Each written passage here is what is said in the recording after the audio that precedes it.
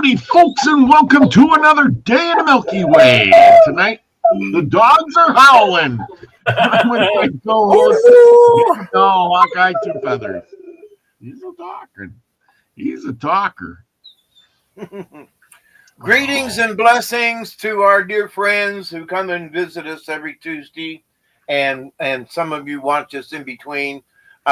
We greet you with the love and the honor of the infinite Creator, and we continue to pray that each and every one of you will continue to learn how to accept and receive the knowledge, the healing, the wisdom, and the many blessings from the universe. And we got a good story for you tonight. We're sticking with the Hopi traditions, and back to you, Robert. Yeah, we're doing the Hopi and Navajo, and we're going to be talking a little bit about their traditions and things. We're going to be talking a little bit about their long walk and their. I wanted to get that one before we get to the traditions with this guy, who we all know. I'll get his picture blowed up here a little bit so everybody can see it. And the story for tonight is Coming of the Hopi from the Underworld. Yep. See, now that he's all howled out, now he's just laying there by the door. Oh, Elderberry's in the house. Thank you for coming. Big shout out. There's Nina the Mystic and Elderberry and Susie Q. She says, hello all. Robert and David, thank you. Chris Smith, good evening. Lucky Stone is listening. And, of course, I'm sure he's working. There's Scotty Boy. Much love to you all. And there's Slightly Slanted Sleuth for the Truth. Steve, welcome. Hey, yeah, there's nice to see you on this Tuesday evening. Got to get you on the show again one of these days. Some Saturday night. That would be really good. Team you up with Trina. Maybe this next weekend. Yeah, on the 29th. Trina's coming on. That's this next Saturday. So there you go. Let's see what else is going on. Anyway, yes, it's been a while. Absolutely been a while. But tonight we're going to talk about a little bit about, this is new. StreamYard's always changing things up before I can get it started. This guy here, Kit Carson. We're going to talk a little bit about Kit Carson, Brigadier General Christopher C. Carson, United States Volunteers. Kit Carson. This was taken in Boston, Massachusetts, about the 25th of March, 1868, during the visit to Washington and eastern cities with a band of Ute Indians. At this point in time, was just before his death. He was diagnosed with a blood clot around his heart, and soon after died. Yes, but before he died, his wife died with their 8th child. She died of, I don't know what they call it, but anyway, she died right after childbirth. She gave birth to their 8th child, and about a month or so later, she died. So, but I guess that was a kind of a common thing back then. Well, she only had 8 children, Yeah, exactly. Well, he had children with other wives. He had like 3 wives. Well, he was a prolific old dude, wasn't he? Yes. Prodigious. Yes. He lived a long time, but he played a big part in the Navajo and their ways, how they survived. He rounded them all up. He rounded up the Apache Muscaleros tribe and put them on a reservation. And then he was contracted with the government to round up the Navajo and put them out on a reservation too. And the Navajo, they did not want to go.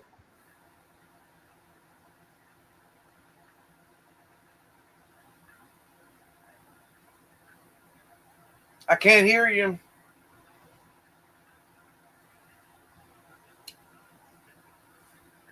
Something happened and he muted. Yeah, they were all about, hiring different guides and scouts, as it were. And, they hired them for so much a month and maybe so many a head, to bring the Indians in and put them on the reservation. And, you could ride a horse and could speak a little of a different language, you could do pretty well for yourself back in the day. Of course, now the Indian folk didn't like that too much because they didn't want to be rounded up, So, but I still can't hear you. But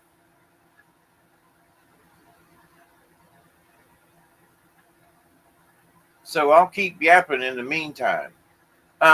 So there are many traditions, and the white man and Kit Carson was kind of the start of it, in my humble opinion. But in some ways, history will prove what I say to be true. In that, when they rounded up the Indians, they were sort of given a the message that when you round up them Indians, you got to convert them. You gotta make them understand they got to be like us white people. They got to learn our white man ways, and they're going to have to learn to adjust. But come on, we'll give you blankets and some beans, and put you on this reservation here, But of course, the native folk, they were like, I'm sorry, but the native folks did not want to be like the white man. They still don't, They like some white man stuff, but they don't want to be like the white man, I still can't hear you.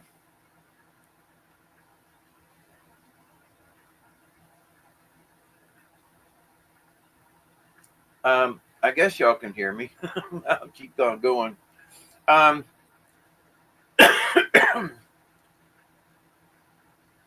So, with the different tribes, and they had different bands of the tribe.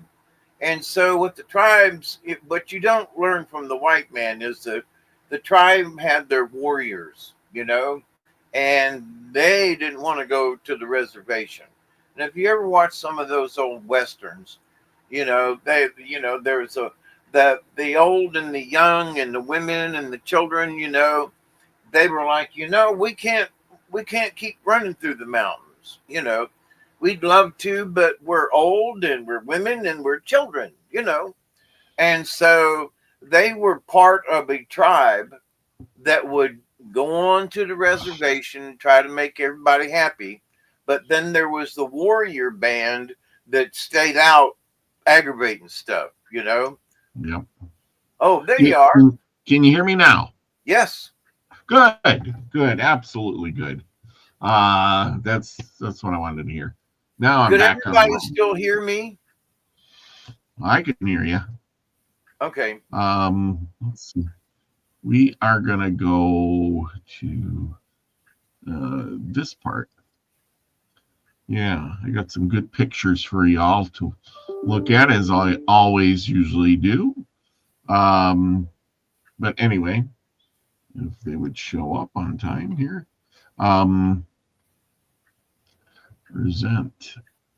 Present. They got some new stuff here. Nope. Why is it doing this? Share screen. There. That's all I want is a share screen. Okay, Joanne Dance and Gypsy's in the house, and Regine Hutchinson She survived her house fire. Thank you. Good Oh, deal. good. Lord have Uh, mercy. I've had a house burnt down too in a house fire. God, I feel for you. yeah. Ours I went mean, straight to the ground. yep. And here we got some Navajo people. Here's the big thing. Um, Back in the day, the Navajo were the farmers. They lived in the mesas land, the mesa, the desert. They carved. They carved out. They lived in these hogans. This like dugout house covered by dirt. Um, as you can see in that picture. This is a better picture. There you go. Uh, this is something they would, stacked wood and threw mud and dirt over it. There was the Pueblo Indians. And they also, had Pueblos like the one in back of me here, is my background. But being a desert sort of people, but they grew a lot of crops. The Navajo were known for having, peach trees that they got from the Spaniards, believe it or not, uh, and raised peaches, which was a kind of a treat, being back in those days, a sweet peach. Um, so anyway, um, as the white man moved west, they were taking up all their lands and territories and things like that. Now the Navajo and the Hopi and the Zuni and all of them had to put up with the Spanish back in the 15 and 1600s, and battling them as they came into their area and took over their stuff. They grew a lot of corn. That was one of their subsistence that they lived by. They lived in these regions with these big rocks and mesas, and it seems like a tribe would live by one of these mesas, and that they were known for that rock, that mesa, and they it's hey, it's that tribe over there with the big rock over, because you could see these things from far away, so that was their like a landmark. Yeah. Richard the Red's in the house. And Good to see also, you. some of them big rocks and mesas are still sacred to them today. And so Yes. back in the day, they were super sacred, you know? Yeah. Yeah, exactly.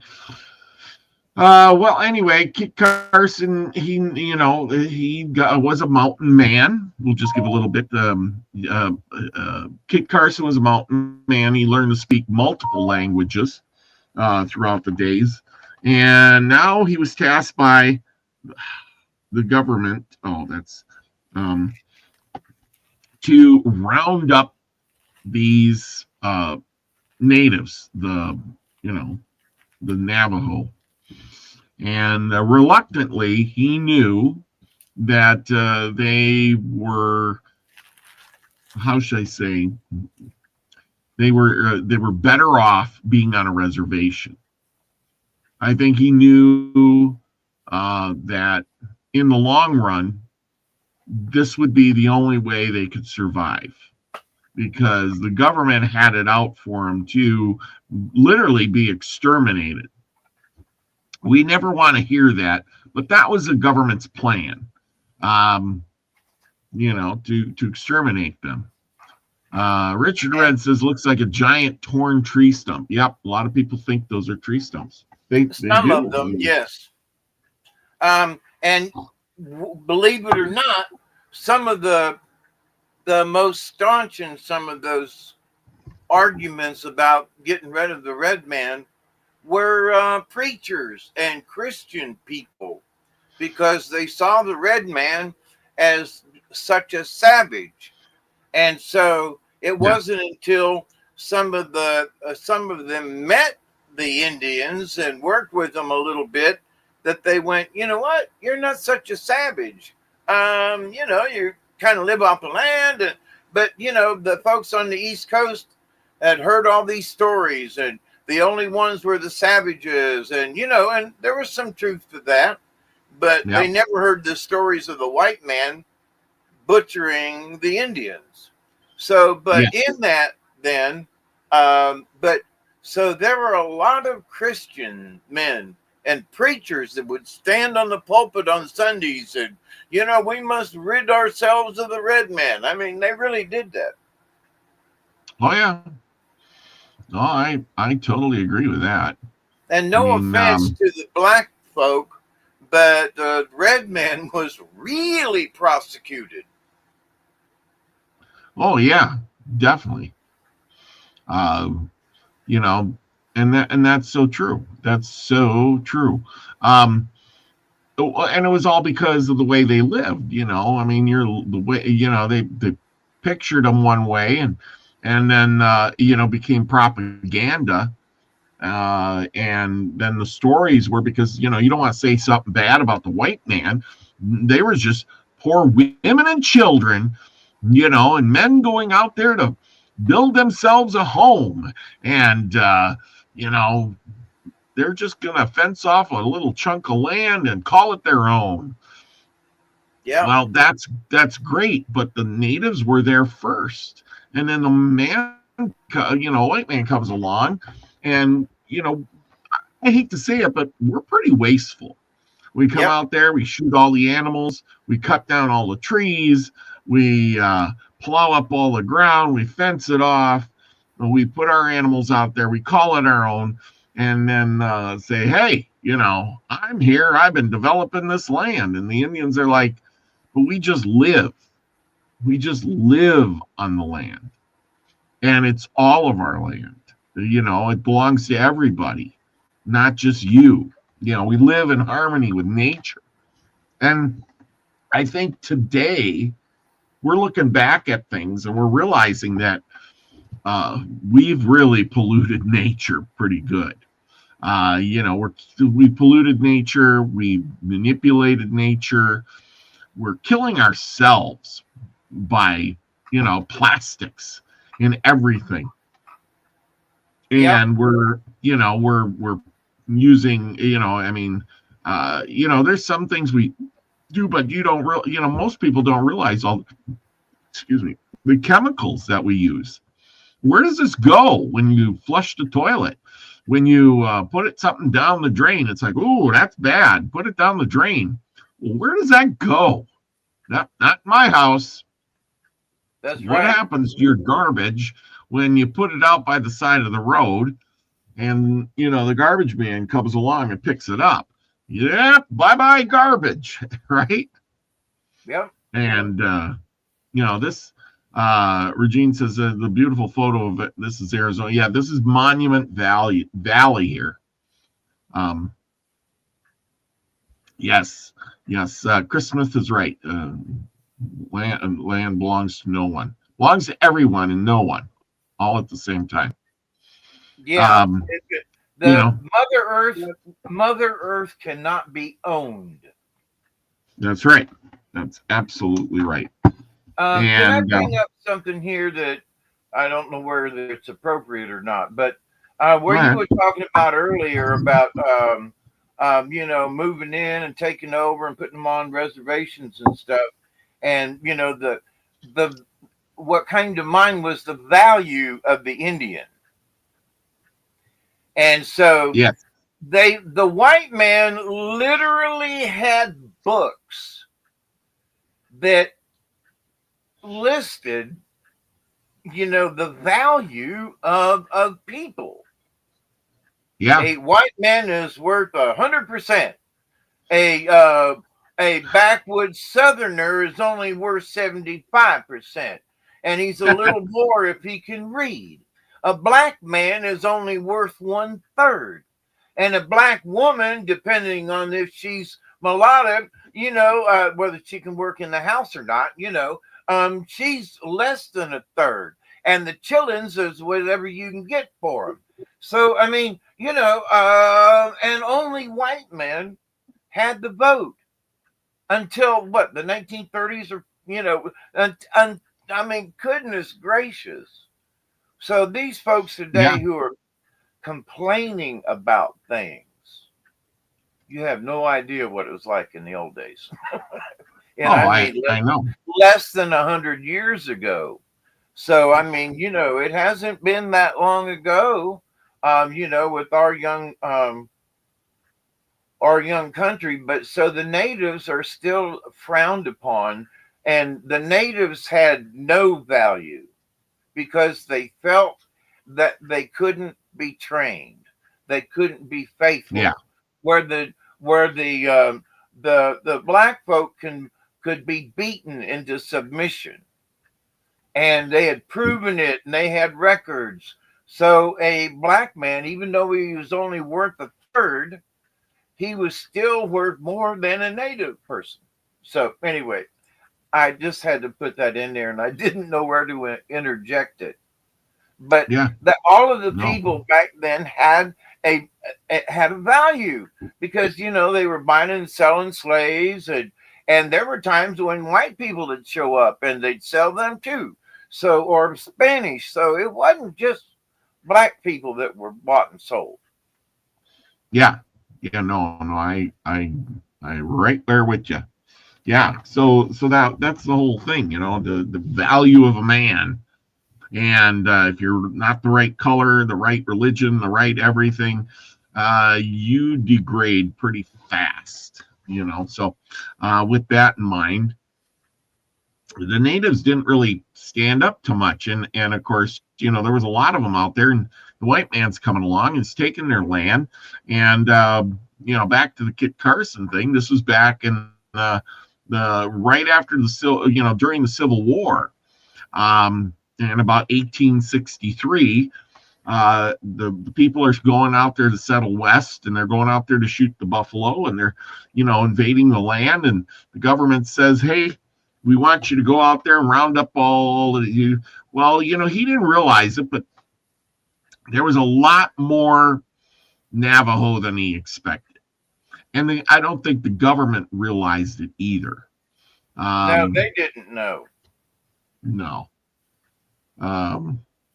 Yes. They send a couple of scouts out, and they'd go, well, there's about 50 over there, and there's about 75 over there, and maybe there's 150, and they go back and tell them that, and they project the numbers. They still do that stuff today.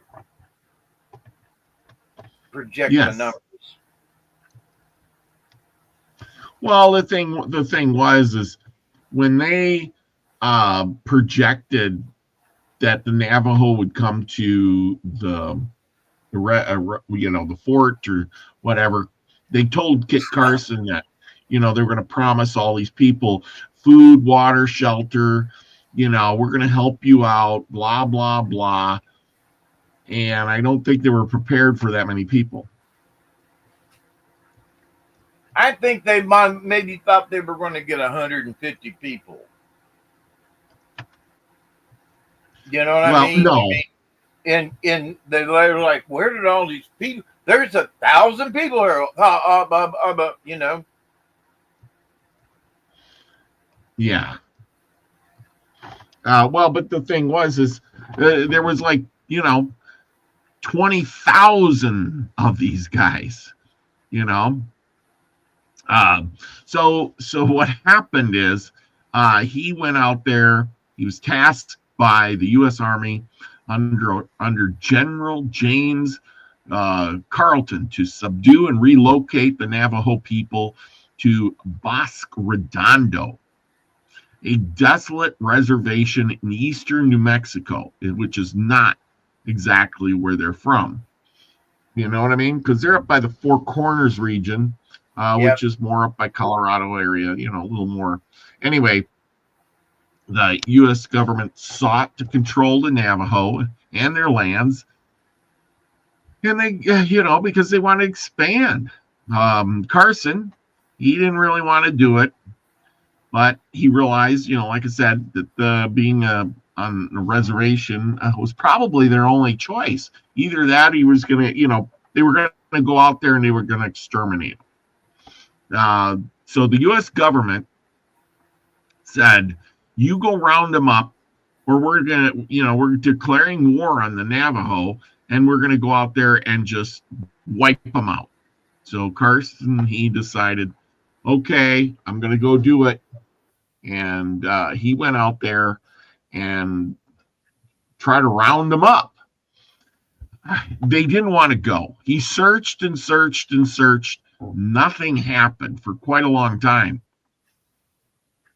And eventually, he carried out a policy of the scorched earth. It was called the Scorched Earth Campaign. So he went out there and he destroyed all their crops, all their livestock, their homes, and chased them around. But the Navajo, they were, they didn't want to give up.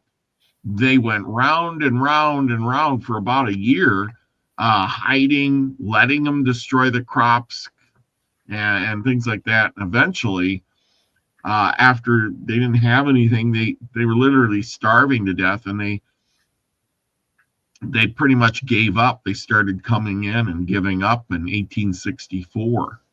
And that at that point, thousands of Navajo came in, but they were weakened and they were starving, and they were forced to march 300 to 400 miles from their homeland in present-day Arizona to Bosque Redondo. This journey was called the Long Walk, and it was very brutal to them. Well, where is that? What lost for what? Bosque Redondo. Where is it? It was in Arizona. It was a fort or a reservation there. Oh, okay. Okay. I don't know if I got a map of it. Nope. Oh yeah, we had that guy on the other day. I mean, you got these poor natives out there just living off the land in their little houses, and next thing you know, you're asking them to march for miles and miles and miles. No horses. Of course, you've already killed their stock. This is the kind of terrain they're living in. You got nothing out there. You know what I mean? Well, he rounded up. These people were, exhausted. They were starving to death, and even though they were, were dying from disease and exposure, he marched nearly 9,000 Navajo down there to overcrowded Barren Reservation. It was approximately 700 acres. There, here you go. Put you on this. It's like, oh my gosh, this is not the place for us. My neighbor's got more land than that. Yeah, exactly. They suffered of course, once you got 9,000 people that showed up, the military there, they had inadequate food for them. They had poor water. They, and the other tribes that hadn't surrendered or were living on their reservation already were, raiding them and doing all kinds of bad things to them. Murder, rape, all of that stuff was prevalent, and there was nobody to enforce, rules or laws. And so anyway. And the sanitary conditions were horrible at best. Well, yeah.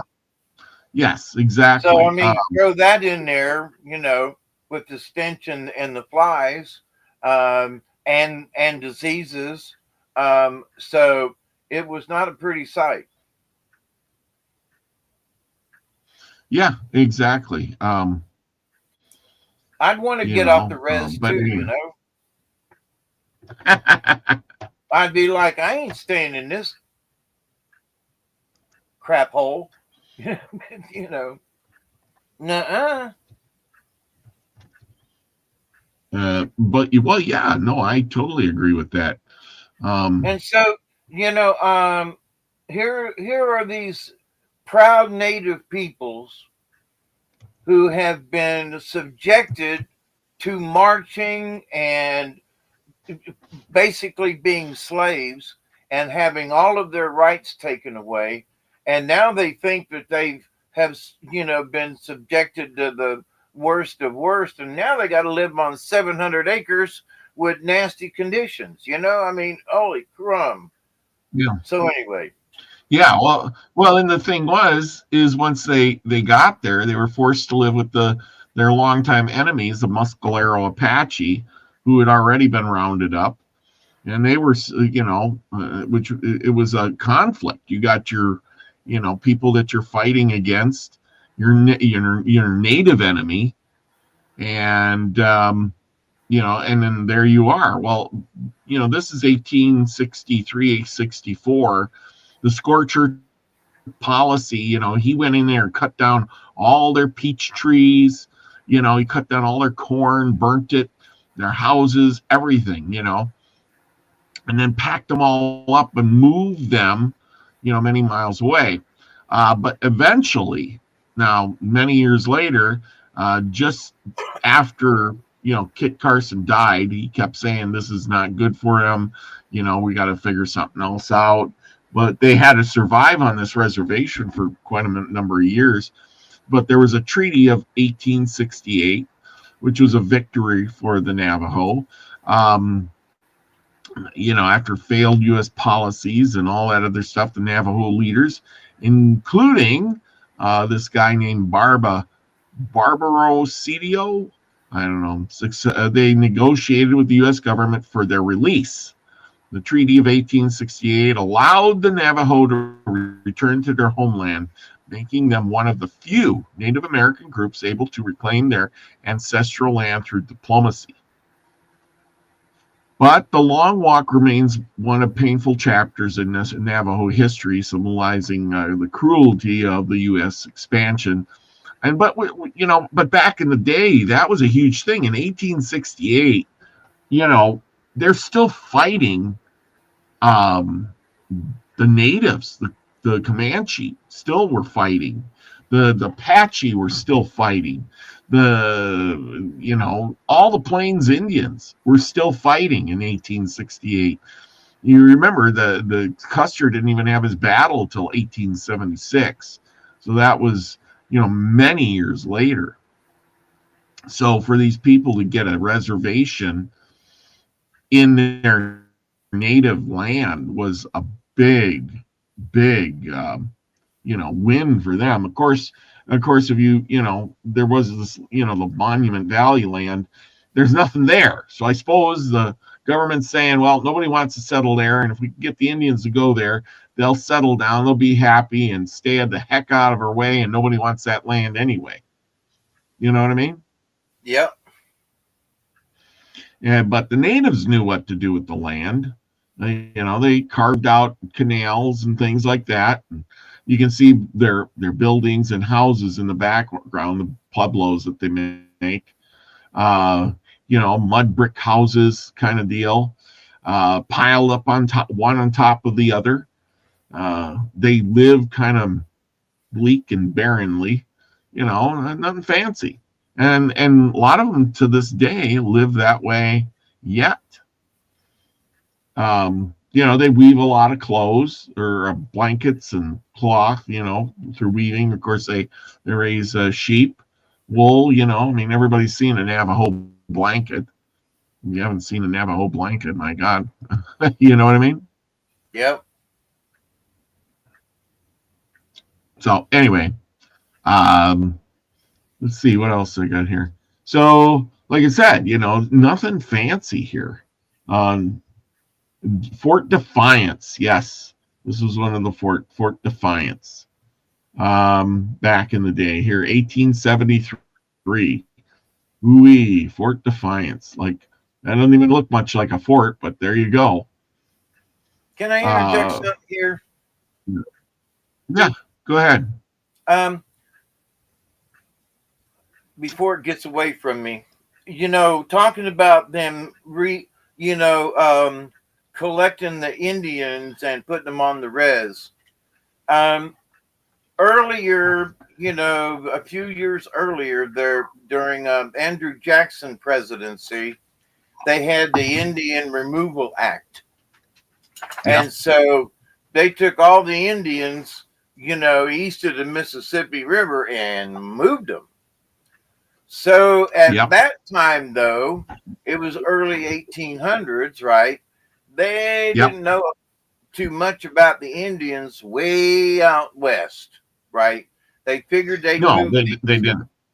they knew they were there, but they didn't know how many and all that kind of stuff because Lewis and Clark had barely come back, So, but anyway, so, but when they started putting the Indian on the reservations from the West, the reason they did it and thought they would be successful, and they were, is because they got away with the Trail of Tears back in the day with the Cherokee and the Seminole and everybody.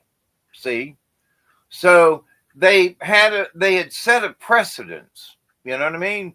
So, wow, we have this Indian Removal Act. Well, when we get on the other side of the Mississippi and those territories become states, then we can do what the states did and remove them. You know what I mean?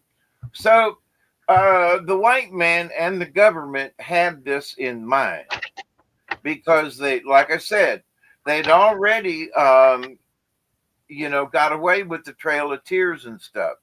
So, but the war got in the way. But then after the war, then, they picked on the Indians right on. But I just wanted to interject that, there was actually legal reason. And so even though they'd sign a treaty with the Indians, the guys in Washington were going, nah, that it is worthless, because. So the native never had a chance. No, I mean, they didn't have, the natives didn't have industry. The natives didn't have standing, like you were saying, that like even in the Trail of Tears, there was a competition at that point. With the natives were getting in competition with the white man because they owned slaves, they had land, they were, taking up land that people, the white man was saying, hey, listen, that should be ours.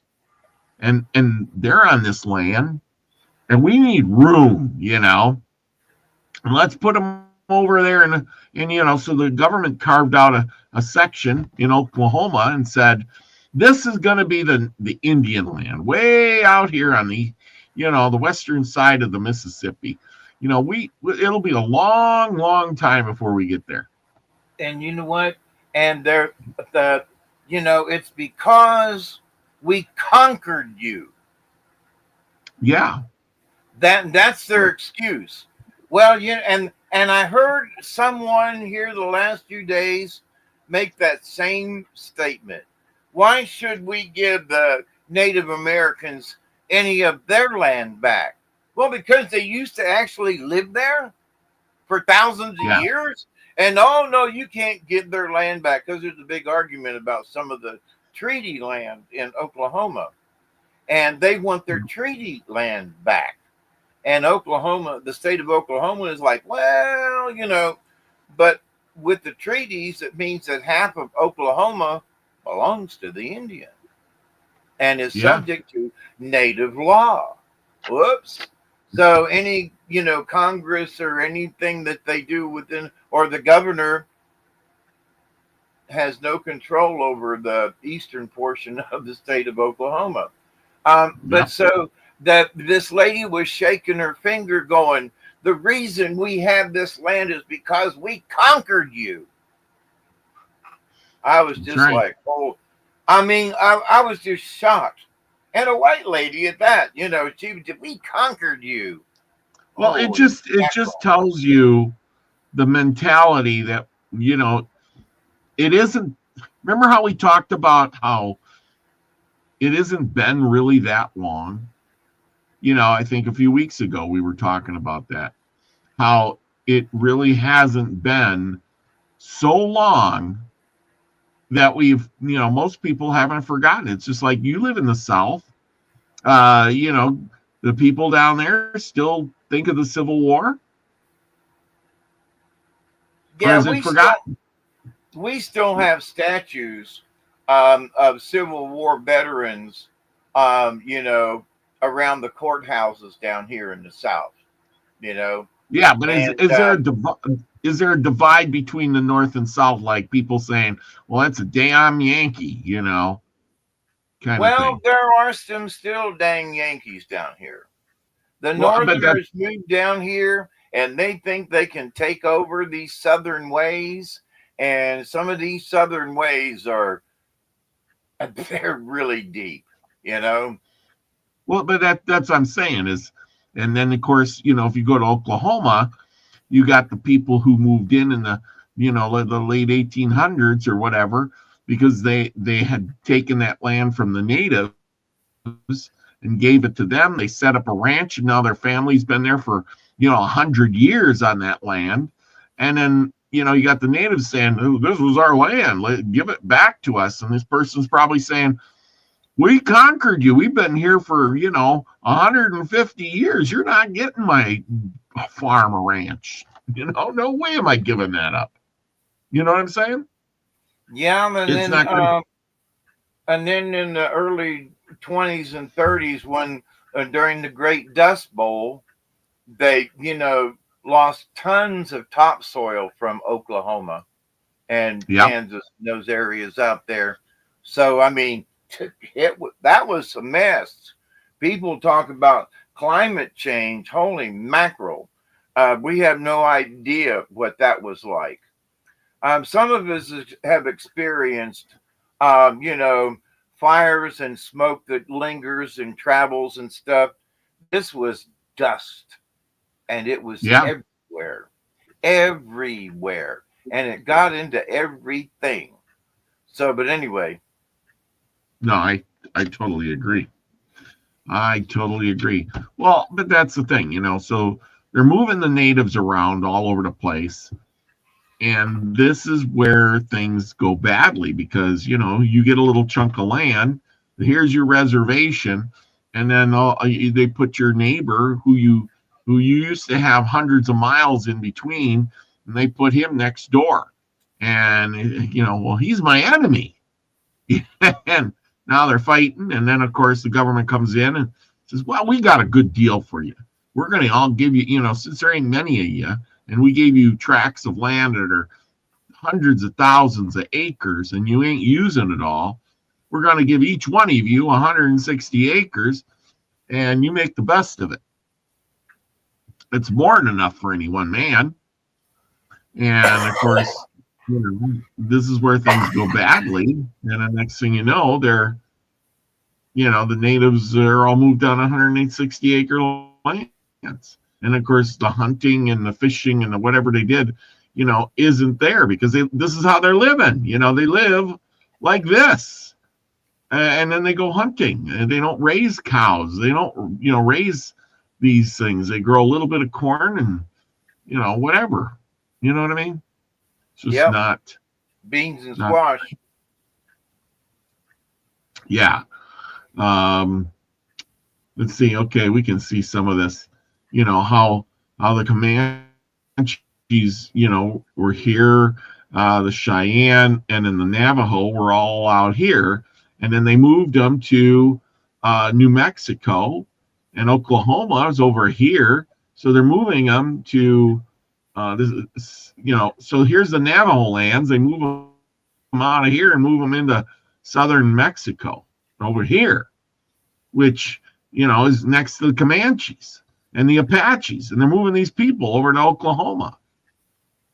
That's not their native lands. Navajo were way over here in kind of a mountainous plains region, high deserts kind of thing. So you can see by the tract of land. And even the Spanish didn't bother, the Hopi. They didn't even bother them much because, they live in such a remote place. It wasn't even worth going there. Anyway, yeah, the Spaniards, they came and they tried to spread their religion to the Navajos and the Zunis. And, so anyway, let's see where we're going with this. The Kiowas, like I said, very primitive cultures. Navajo, named for Spanish, is Nakai, meaning those who wander around. expeditions that frequently came into Navajo country. That the Navajos considered themselves aristocrats of the Southwest. They tactically admit by calling themselves Deny, the people. But but that's how all the tribes do. They're all if you ask them who they are, they're the people. They're the people. you know. They are of Athabascan stock, and ethnologists are generally agreed that they came from the north, drifting into the area they now occupy less than 1,000 years ago. I don't know. I really don't understand that. How they came from the north, or did they come from the south?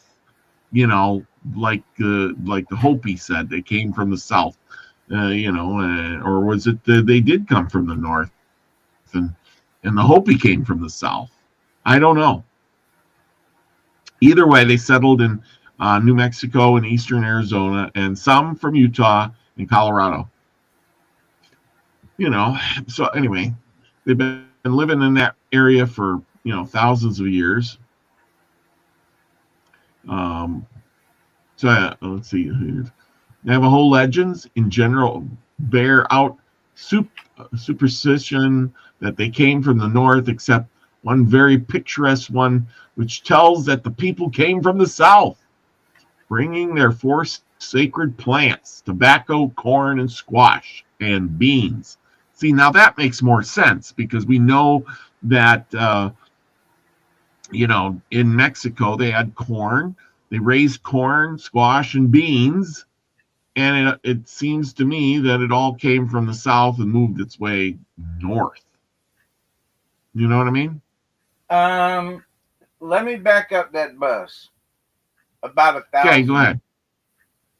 And their ancestors came from the north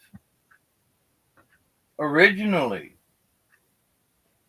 And they migrated south, and then went back up from the south again, back up north. So that could be. It is true, because their ancestors came across the land bridge and moved down into but they kept on going, right?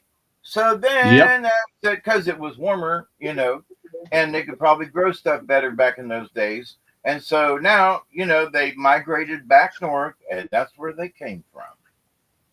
So, yep, it makes perfect sense to me, but yeah. Well, it says, the natives had knowledge of plants. They knew how to live on this desert area by the knowledge of all these different plants that we call weeds. They lived on roots, leaves, and berries, nuts, and seeds. Even fungi, which is mushrooms, and pine cones from the pinyon tree, yucca roots, which they made some kind of a soap out of, and they still do it today. They used willow and sumac stems for baskets, wood of the choke cherry tree for bows, and the mountain mahogany for their clubs. The Indians mostly ate vegetable foods and were skilled hunters, though.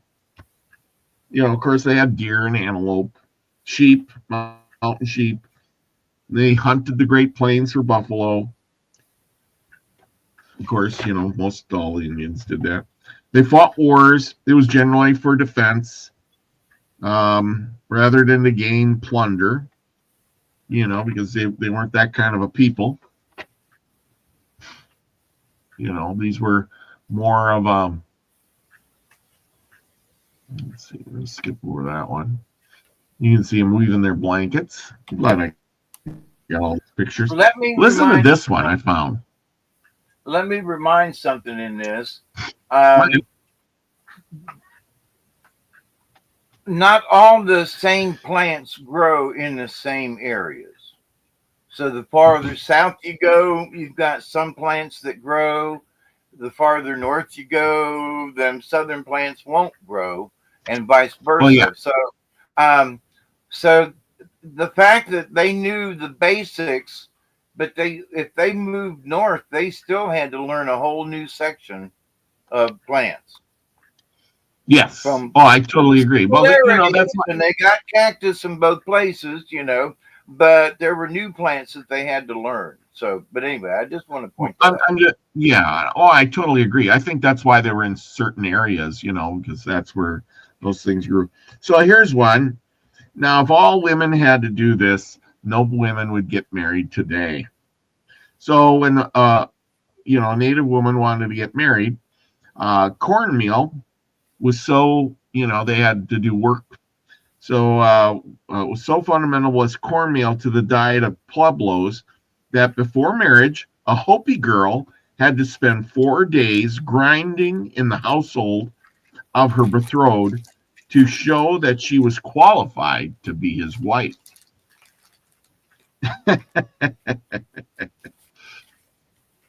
Yeah, So, buddy. yeah, I thought that was hilarious because I thought, oh my goodness, in today's world, what? I got to come to your house to show you that I know how to work and do To your stuff? mama's house?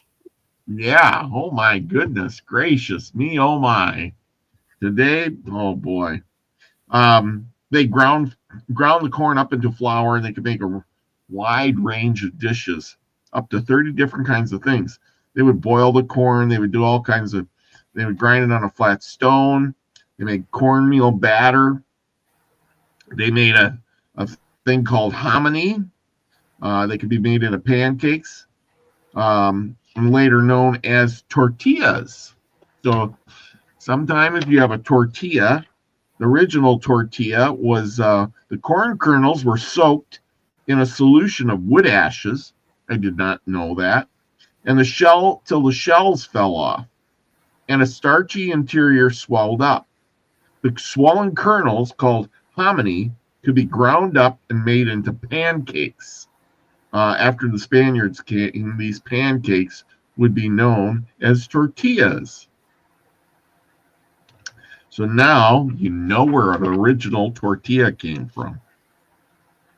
I thought that was super duper interesting.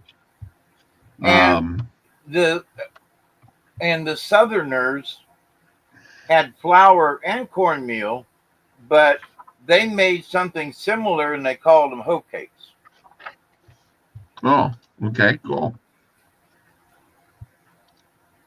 Anyway, um, according you're going to read us a good story tonight, but I was reading about different places here. The Hopi said their ancestor, their porthole is located. So the different tribes have similar stories. Remember, they also go that there was people that came. Different colors correspond with different places. Like blue corresponds to north, yellow to the west, red to the south, white to the east, and multicolored to the above, and black to the below. They also believe that the Tiwa believe that humans once lived in a lower world where the sun shone at night as a pale moon. Animals and insects, plants shared neither realm and did many supernatural things. Okay, and then of course we're going to be talking about one of these stories here. The Hopis say that their ancestral porthole is located in the bottom of the Grand Canyon.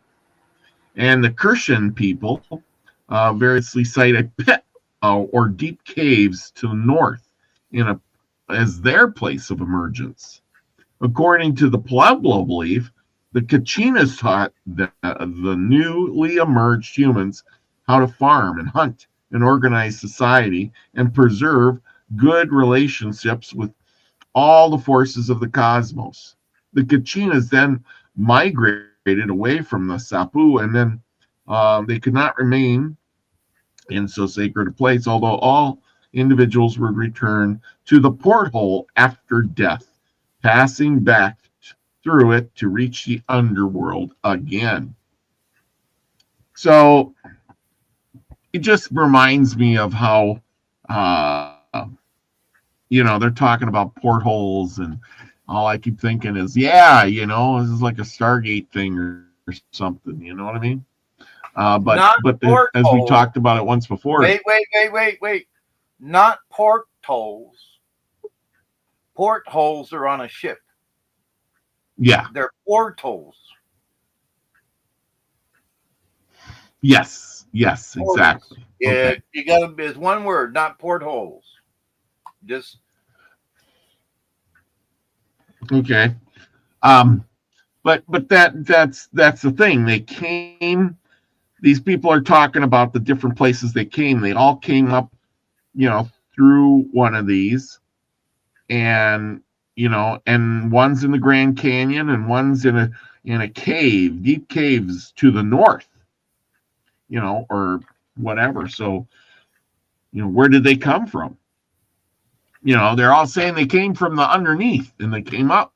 That it's a good question. Why would you say such things, right? right.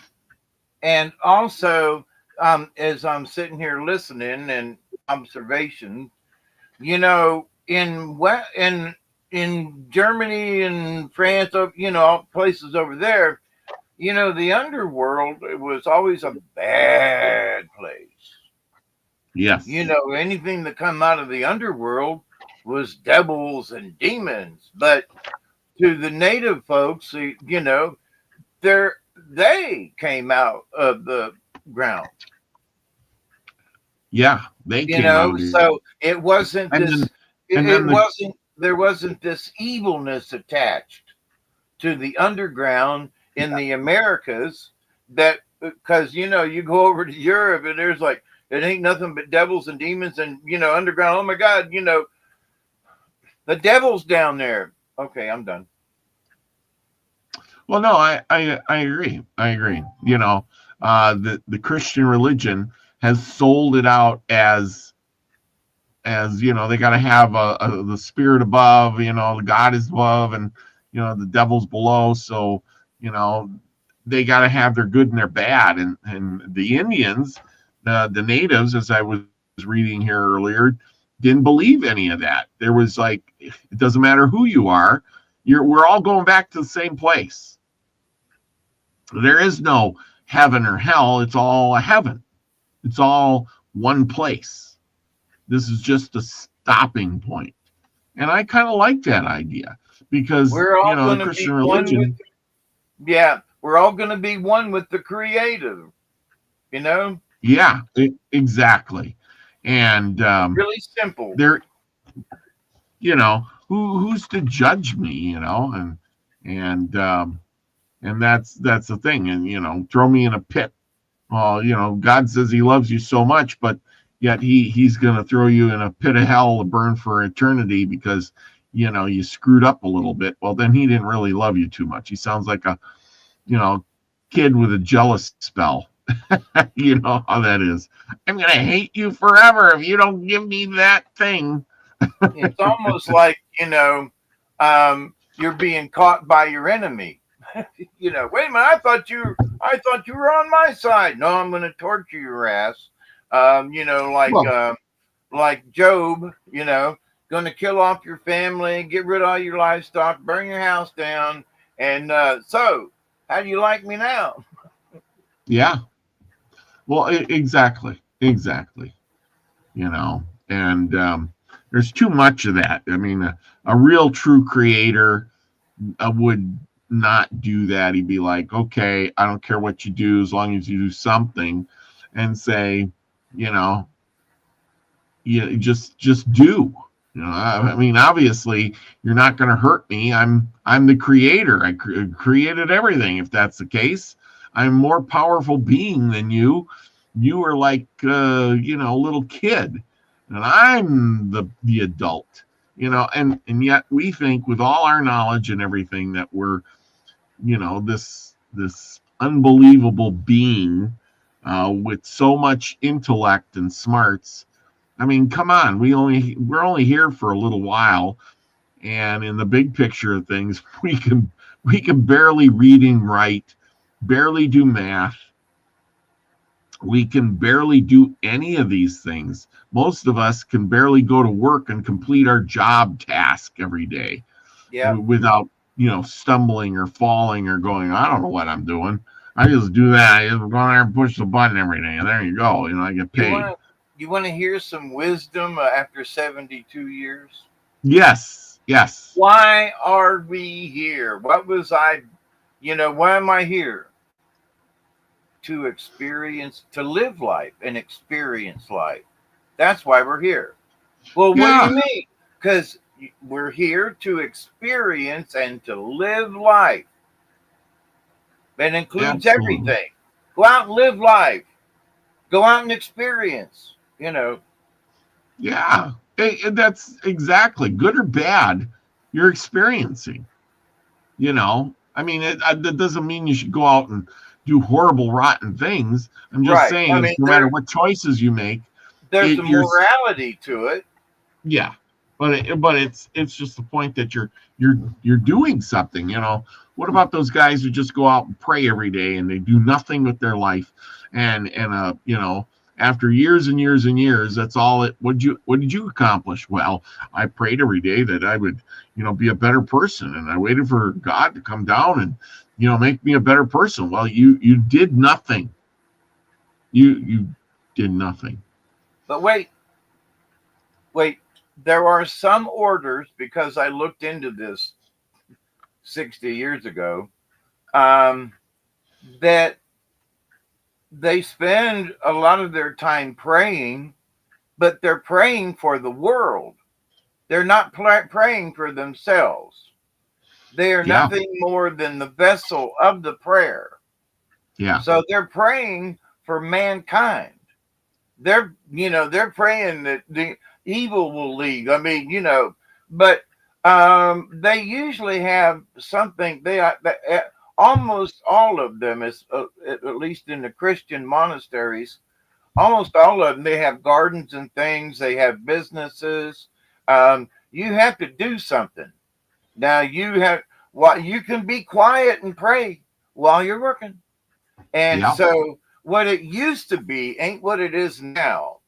They want to be productive, but they also want to stay in prayer. So yeah. anyway, now that's some of the monasteries here now in the Western world and in America. What they're doing overseas and all, and they're probably still stuck in the old ways. But at least Yeah, some folks are trying. But my philosophy was, and it still is, I can spend all day praying, but I can still work in the garden. I can still go out and do something, and I can still pray. It took me years to understand that and to learn how to do it. But hmm to the native folks who were taught it from birth, it was just natural. yeah. Well, exactly. Um, you know, Joanne says the great spirit in the sky. Well, who says the spirit has to be in the sky? It could be in the trees and the plants, and it could be in the water. It's all everything around you.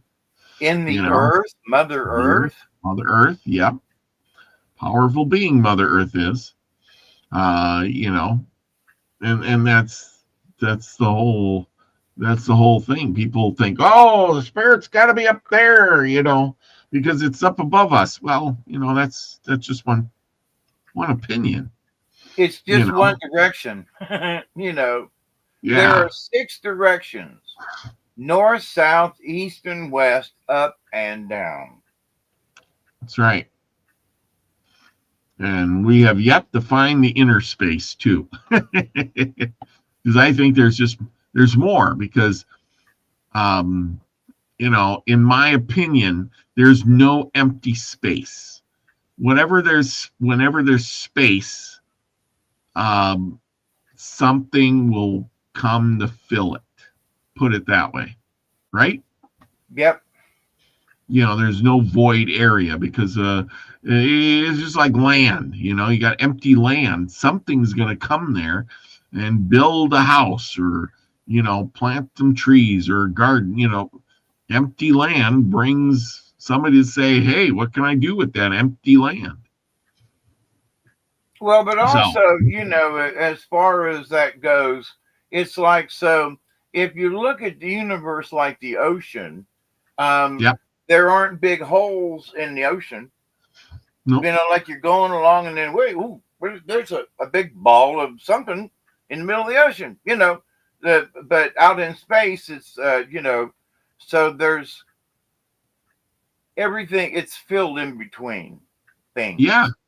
Something. And a black hole could be the hole in space, but to the point though, it's not very common.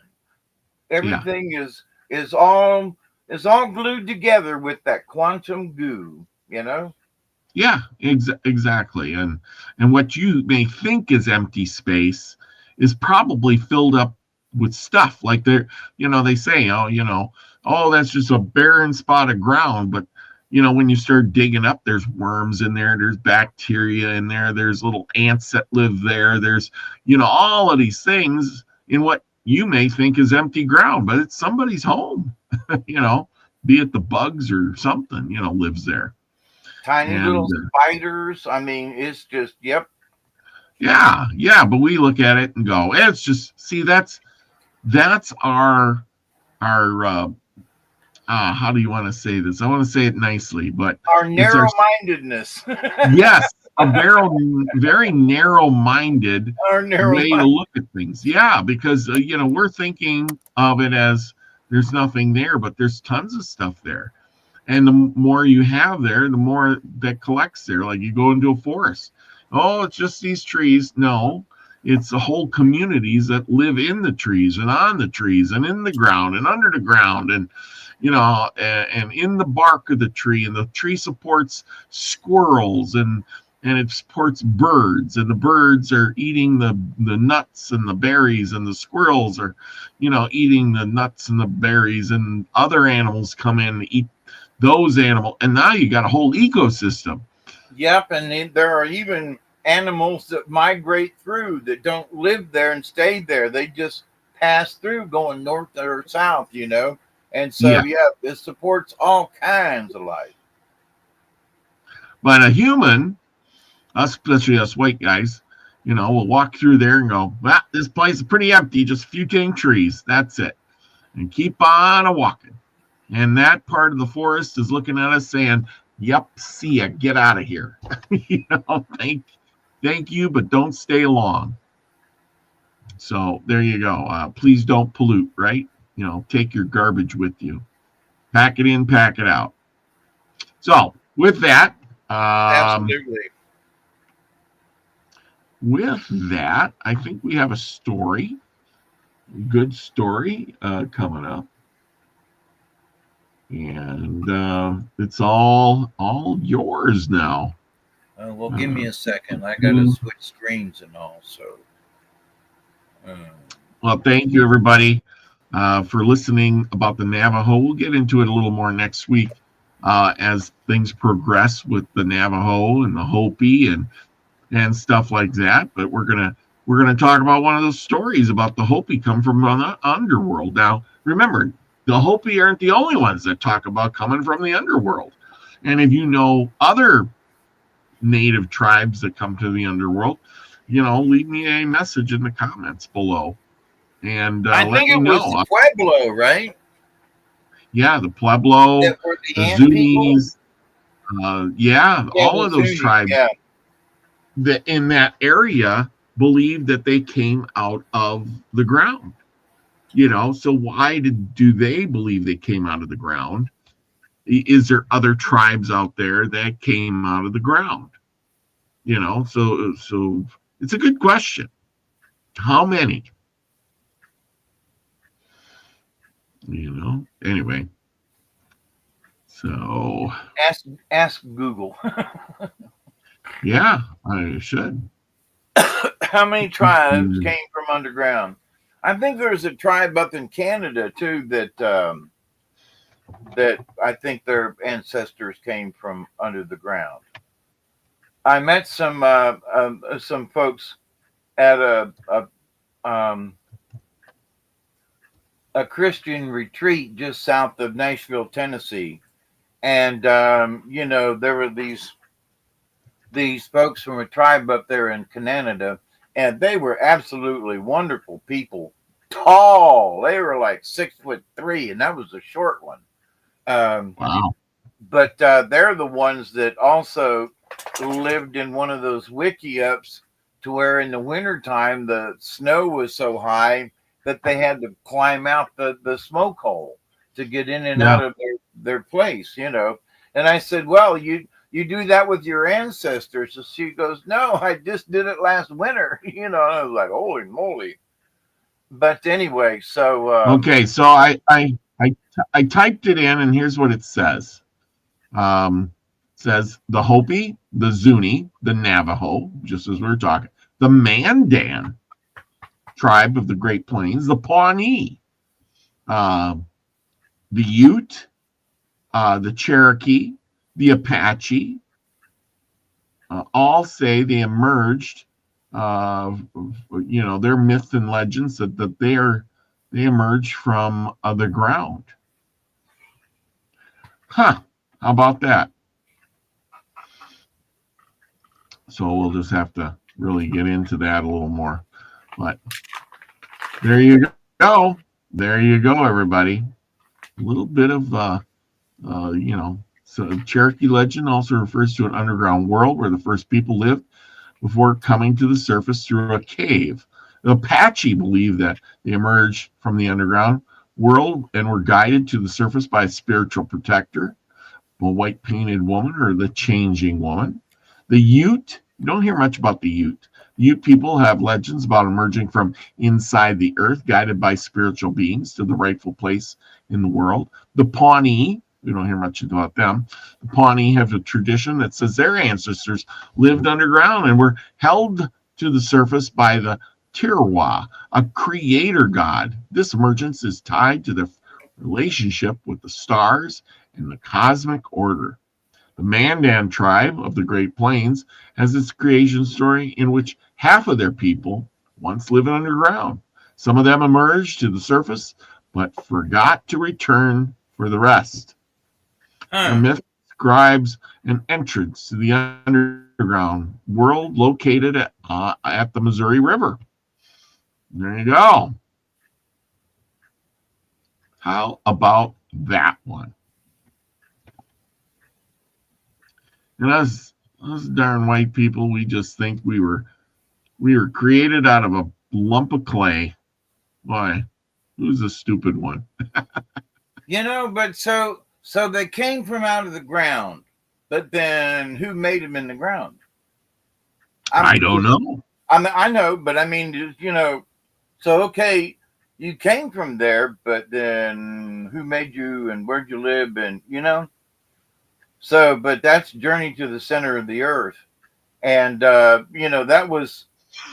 it's been redone and kind of hokey, but, I read Jules Verne as a kid.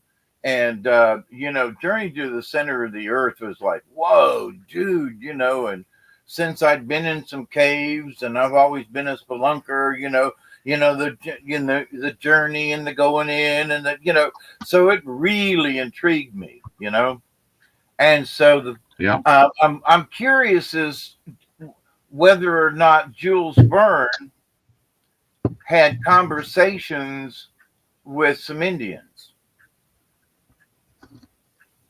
Good question. I mean? But he's not the only one. He's not the only one that wrote about books, from coming underground. There was a lot of people who were writing underground books. You know what I mean? I know, but I mean, he was an American writer, and he was writing stuff way back then. I'm just curious. If he had heard some stories that prompted him to go, "Wow, there are whole nations of people that live down there." Oh yeah. No, so that would stimulate a writer's, what I mean, imagination. Yes. So that's what I meant by that. All right, so I've already chose the cards for tonight. So okay, it's all you. There you go. We got that coming up. Let me finish this cigarette and take a sip of coffee. And our story for tonight comes from the book "The Traditions of the Hopi" by H.R. Voth. That's V as in Victor, O-T-H, 1905. So that's well over 100 years ago. And the story for tonight is Coming of the Hopi from the Underworld. Let me get a drink.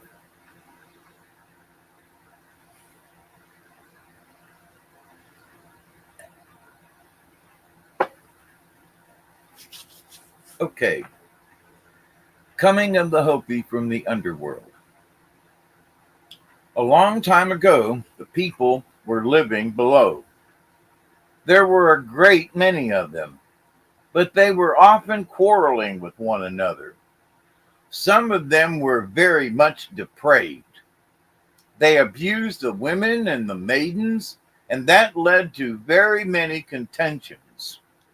So the chiefs, who were worried and angry over this, had a council and concluded that they would try to find another place to live. So they first sent out a bird named Motni to find a place of exit from this world.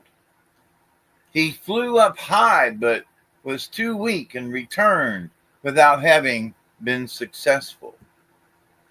Then they sent the mockingbird, Yahpa. He was strong and flew up very high and found a place of exit. Returning, he reported this to the chiefs. In the meanwhile, the chiefs had caused a great flood. Many Balalokalongswis came out of the ground with the water, and a great portion of the people were destroyed. When the mockingbird had made his report to the chiefs, the latter said, "All right, this is good. We are going away from here."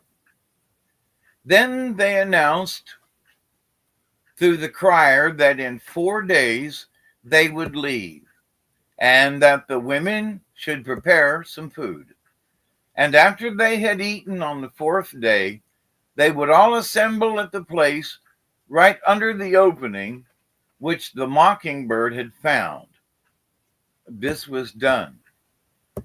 The chiefs then planted a pine tree, Kalavi, sang around it, and by their singing made it grow very fast. It grew up to the opening which the Hapi had found. And when the chiefs tried and shook it, they found that it was fairly strong, but not strong enough for many people to climb up on, especially its branches, which were very thin. So they planted another kind of pine, Louko, sang around it, and made it also to grow up fast. This tree and its branches were much stronger than the other, but while the first one had grown through the opening, this one did not reach it entirely. Its uppermost branches and twigs spreading out sideways before they reached the opening. Hereupon, they planted in the same manner a reed, Bakabi, which proved to be strong and also grew through the opening like the Kalavi.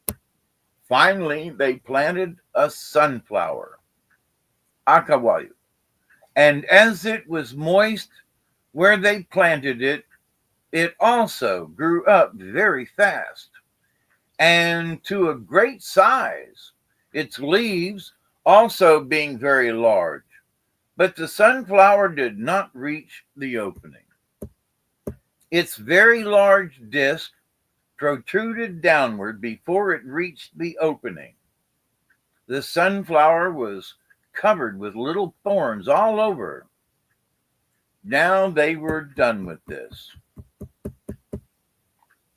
Hereupon Spider Woman, Pukongahoya, his brother Balungangawahoya, and the mockingbird that had found the opening climbed up on the cavity in the order mentioned. After they had emerged through the opening, Pukangahoya embraced the cavity, his brother the reed, both holding them firmly that they should not shake when the people were climbing up. The mockingbird sat close by and sang a great many songs, the songs that are still chanted at the Wuwachim ceremony. Spider Woman was also sitting close by, watching the proceedings. Now the people began to climb up, some on the Calabi, others on the Luko, still others on the Akabu and on the Bakabi. As soon as they emerged, the mockingbird assigned them their places and gave them their languages. To one he would say, "You shall be a Hopi, and that language you shall speak." To another, "You shall be a Navajo, and you shall speak that tongue." And to a third, "You shall be an Apache, a Mojave, a Mexican, etc., including the white man." The language spoken in the underworld had been that of the following Pueblo Indians: Kawahau, Kakaya, Akovaki, Catacheta, Cotiiti. These four branches of Pueblo Indians speaking essentially the same language. In the underworld, the people had been very bad. There being many sorcerers and dangerous people, just like there are in the villages today, who are putting diseases into people. Of these, Pakwatu, one also found his way out with the others. The people kept coming out, and before they were all out, the songs of the mockingbird were exhausted. Hapi Paya Shulayati, now my songs are gone. And at once the people who were still on the ladders commenced returning to the underworld. But a very great many had already come out, an equally large number having remained in the underworld, but the Kikmongui from below was with the others that came out of the Kiva. The people who had emerged remained around the Sipapu, as the opening was, and has ever since been called. At this time, no sun existed, and it was dark everywhere. The half-grown son of the Kikamongowi took sick and died, so they buried him. His father was very angry. "Why have some Pawaka come out with us?" he said. "We thought we were living alone and wanted to get away from those dangerous men. That is the reason why we have come out. And now one has come with us." Whereupon he called all the people together. "On whose account have I lost my child? I am going to make a ball of this fine cornmeal and throw it upward. And on whose head that ball alights, him I shall throw down again through the Sinpau." Whereupon he threw the ball upward to a great height, the people all standing and watching. When it came down, it fell upon the head of someone who was shattered. Ishohi, So you are the one, the chief said to him. But as it happened, this was the chief's nephew, his younger sister's son. My nephew, so you are a Nukapahani, dangerous. Why have you come out with us? We did not want any bad ones here, and now you have come with us. I am going to throw you back in again. So he grabbed him in order to throw him back. Wait, he said. Wait! I'm going to tell you something. I'm going to throw you back, the chief replied. Wait, his nephew said again, until I tell you something. You go there to the Sinpapuni and you look down. There he is walking. No, he is not, the chief replied. I'm not going to look down there. He is dead. But he went and looked down, and there he saw his boy running around with the other children, still showing the signs of his head washing, which the Hopi practice upon the dead immediately after death. Yes, it is true. It is true, the chief said. Truly, there he is going about. So do not throw me down there, his nephew said.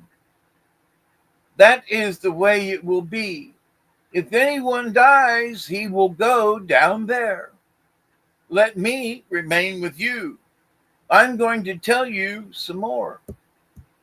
Then the chief consented and let his nephew remain. It was still dark, and as there was no sunshine, it was also cold.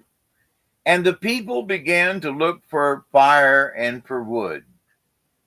But it was so dark, they could find very little wood. They thus lived there a while without fire.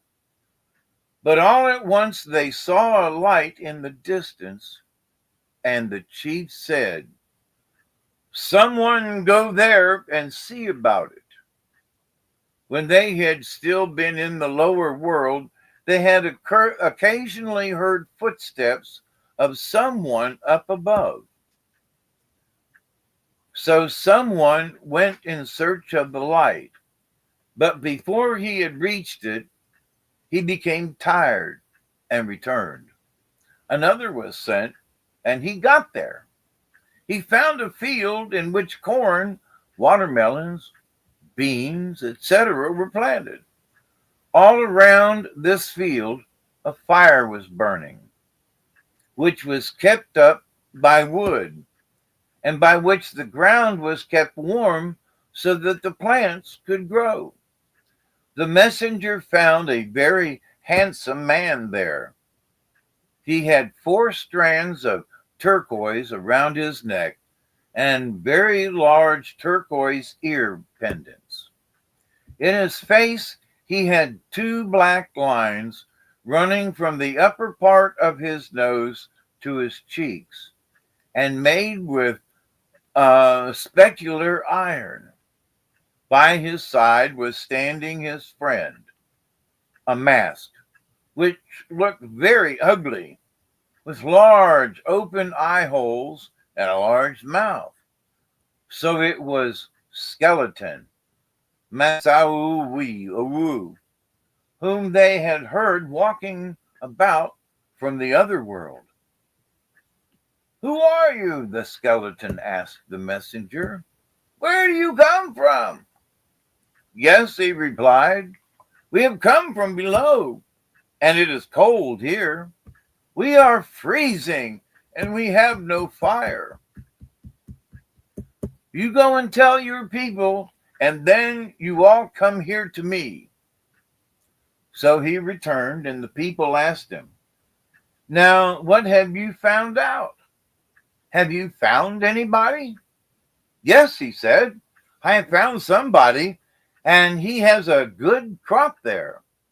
Skeleton had fed the messenger with some of his good things which he had there.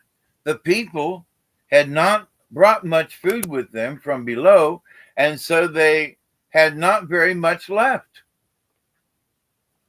The people were very glad for this invitation and went to the place where the skeleton lived. But when they saw the small field, they thought, well, that will be gone in a very short time. But skeleton always planted, and the food was never gone. When they came there, they gathered some wood and built a fire, and then they warmed themselves and were happy. Skeleton gave them roasting ears and watermelons, melons, squashes, and etc. And they ate and refreshed themselves. Some of the plants were very small yet, others still larger, so that they always had food. So the people remained there, made fields, and they always kept up a fire near the fields, which warmed the ground so that they could raise a crop. When the crop had matured, they gathered it all in, and when they now had provisions, they planned to start off again. But there was still no sun, and it was cold. So they talked about this, saying, now it not remain this way. So the chiefs all met in the council with Skeleton and talked this matter over in order to see whether they could not make a sun as they had had it in the underworld. But they did not just know how to do it. So they finally took a piece of dressed buffalo hide, Hakwuyuvu, which they cut in a round shape, stretched it over a wooden ring, and then painted it with white duma, kaolin.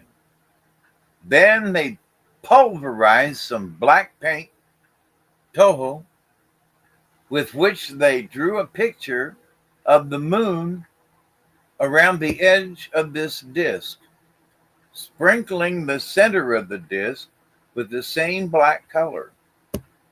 Then they attached a stick to this disc, whereupon they stretched a large piece of white native cloth, mokupapu, on the floor and placed this disc on it.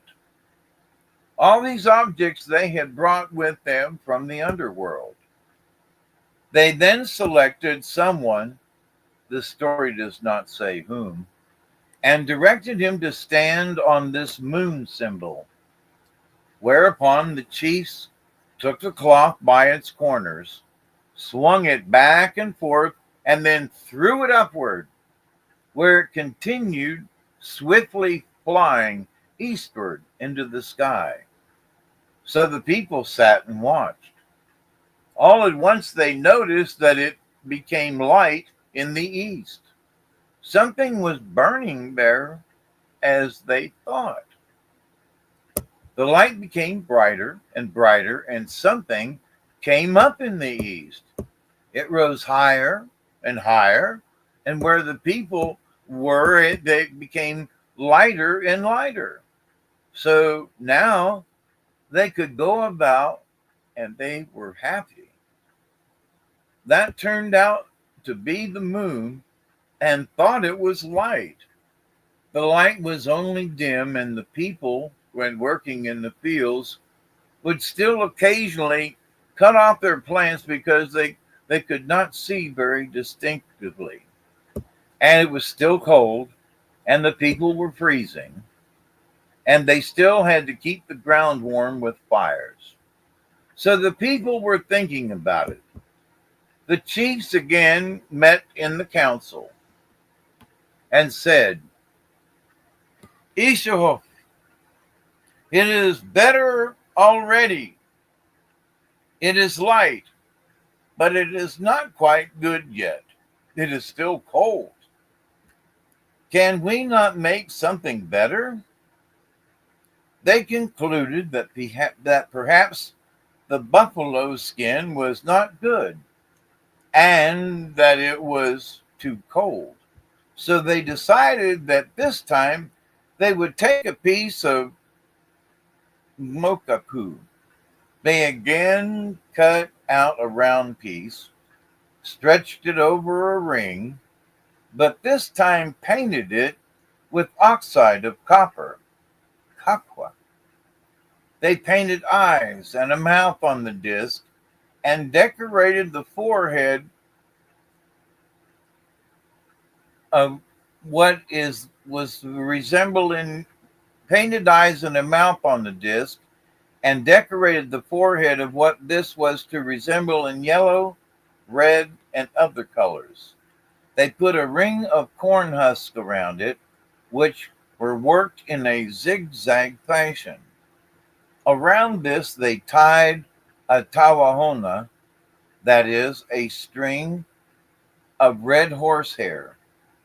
Finally, thrusting a number of eagle tail feathers into a corn husk ring fastened to the back of the disc.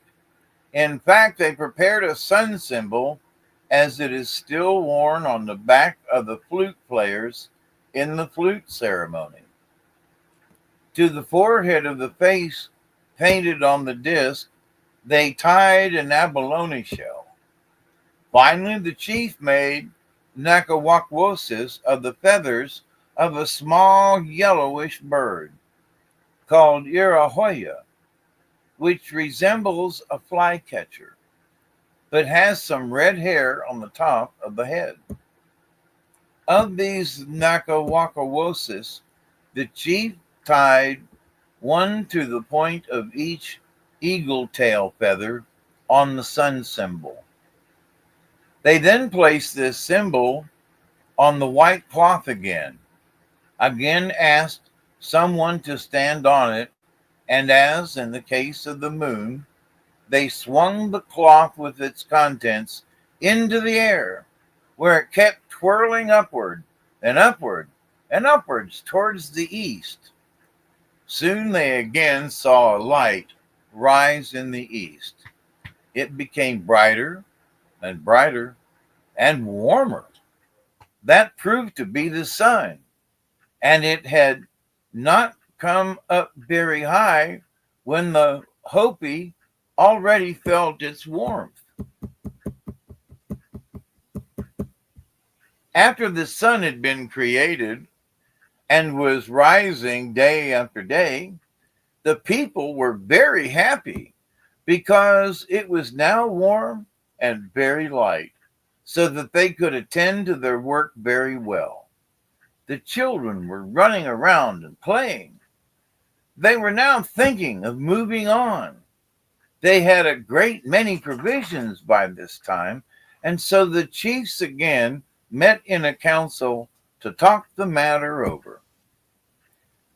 "Let us move away from here," the chiefs said. "Let us go eastward and see where the sun rises.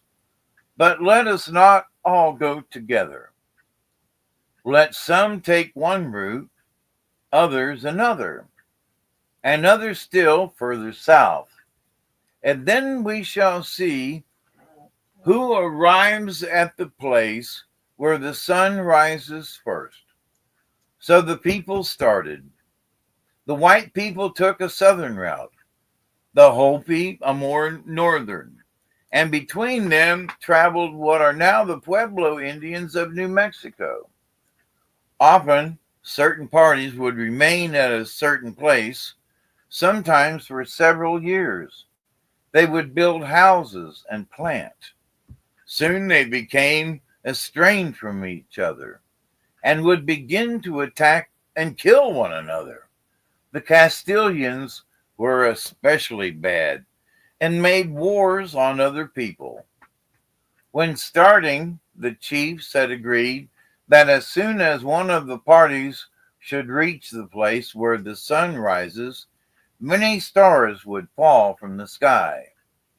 And when that would happen, all the traveling parties should remain and settle down where they would be at that time.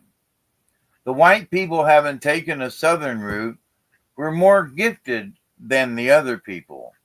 When they had become very tired carrying their children and their burdens, one of the women bathed herself and took the scales that she had rubbed off of her body and made horses of those scales.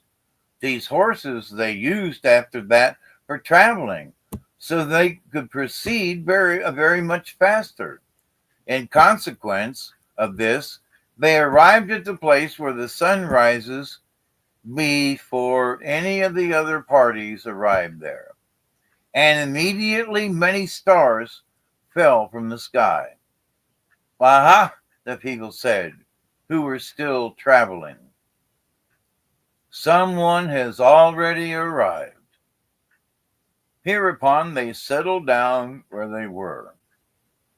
It had also been agreed upon before the different parties started that whenever those who did not reach the place where the sun rises should be molested by enemies, they should notify those who had arrived at the sunrise, and the latter would then come and help them.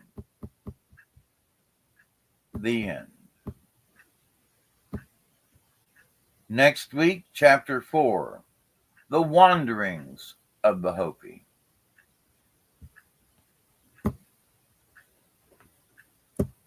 So that's how they got here. That was a good one. They planted trees to grow up through the hole. And then, a couple of them braved it and then helped the others to climb out. And that's how they got there. Yep. And good one. And with that, very cold, and they were freezing. They, notice the story keeps saying, and it's cold, and it's cold, and by the way, it's cold.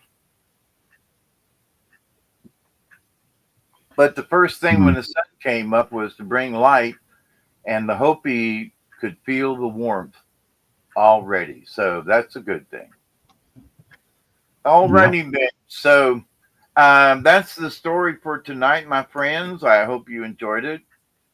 I've got some cards here that I pulled earlier, and the first one up is otter, right side up.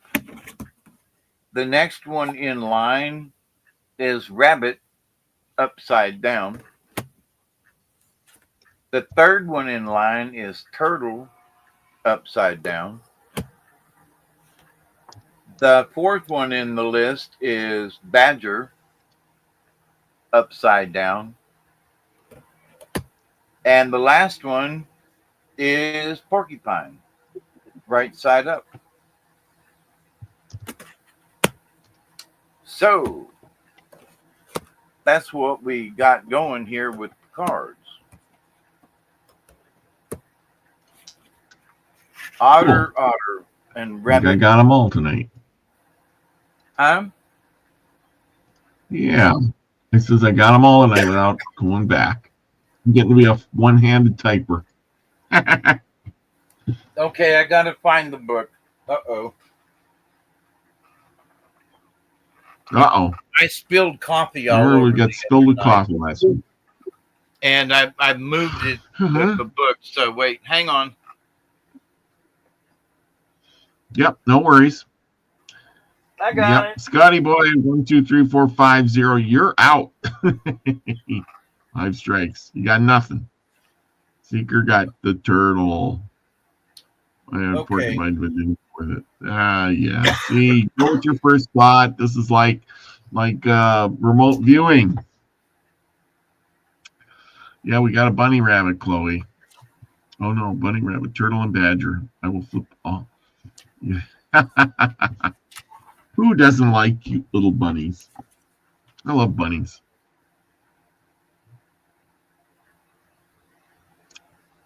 I used to raise rabbits. I miss raising rabbits. They're cute. They're fluffy and furry. They got big claws and they scratch you. Yeah, Mm-hmm. but they can get really angry and thump you to death. I mean, literally, they move them back legs so quick and they'll scratch you to death, boy. So, the first one up is otter, number 8 in the book, and it's woman medicine. The medicine held by otter is a set of lessons in female energy. This applies to both men and women, as all of us have female sides, and we all have male sides too. But anyway, otter is very caring of its young and will play for hours, performing all types of tricks and acrobats. Otter is always on the move and is very curious. Unlike other animals, otter will not start a fight unless it is attacked. These character traits are the beauty of a balanced female side, the side of ourselves that creates a space for others to enter our lives without preconceptions or suspicions. The beauty of a balanced female side, the side of ourselves that creates a space for others to enter our lives without any preconceptions or suspicions. That's really important. That's an important sentence right there. Otter teaches us that balanced female energy is not jealous or catty.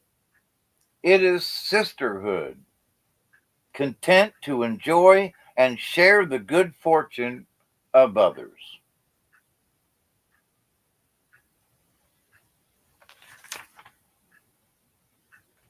If you've drawn this symbol, otter may be telling you to become the playful child and to simply allow things to unfold in your lives.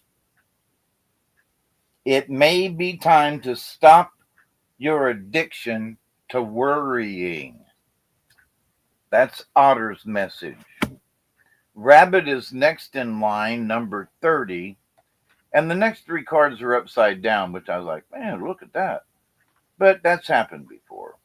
And rabbit upside down is not always, any card upside down is not necessarily bad. Now, but rabbit is fear. Rabbit had a friend who was a sorcerer or witch. And, one day the sorcerer, turned a rock into something to eat, and rabbit ate it. And then rabbit was thirsty, and the witch turned something into a drink. And then for a couple of days after that, the witch couldn't find rabbit, and then one day bumped into him. It's why are you ignoring me? And and rabbit said, I'm scared of you because you have the power of a wizard, of a witch, and I'm scared of you. And so, as in a curse, she said, from now on, you and all of your generations to follow will call danger to them. And so, hang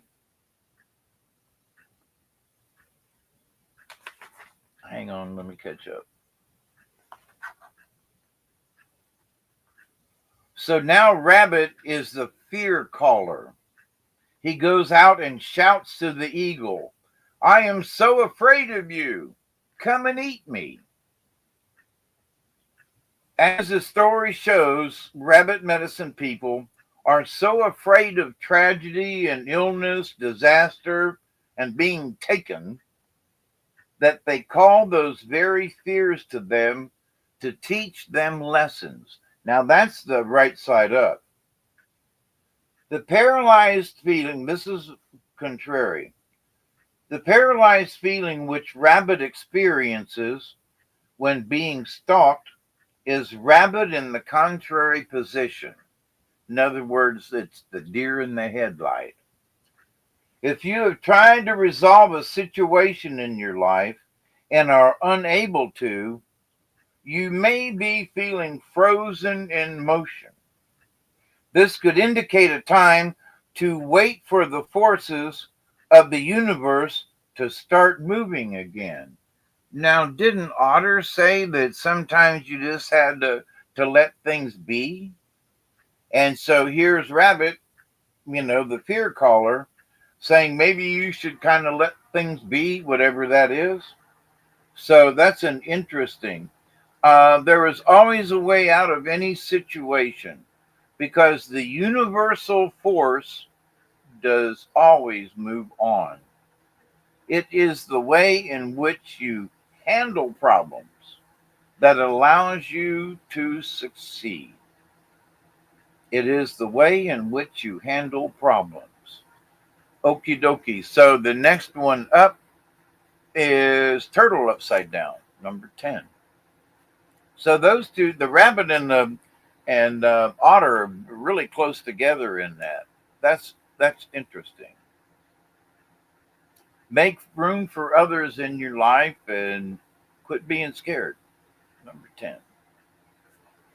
Turtle is Mother Earth. And Turtle has a shell which is similar to the protection that Earth has employed for centuries.